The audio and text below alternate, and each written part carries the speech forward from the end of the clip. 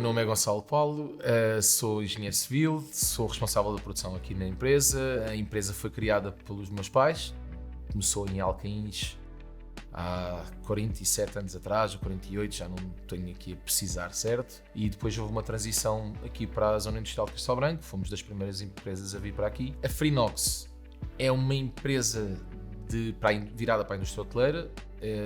A base é o aço inox, trabalhamos muito pelo custom building, tudo por medida. Claro que temos as nossas linhas standardizadas, mas o nosso foco é muito mais o especial, o que é para fazer de acordo com as necessidades que nos chegam, as encomendas ou as necessidades dos nossos clientes.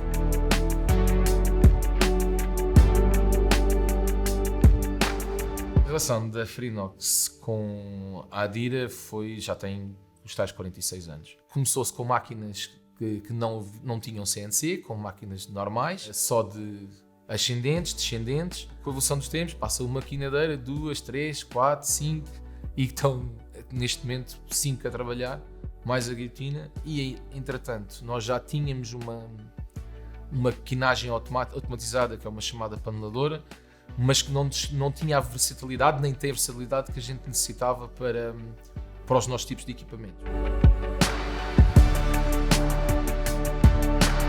Precisamos de flexibilidade em termos de dimensões, flexibilidade em termos de medidas. Arranjámos uma solução em termos de máquina, que não queríamos continuar com as normais hidráulicas, passarmos para uma elétrica e, além disso, uma solução automatizada com o robô. Está a trabalhar já há algum tempo.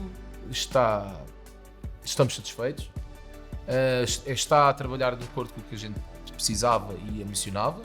Se há alguma necessidade de flexibilidade ou alguma alteração, a Adira está disposta a ajudar-nos.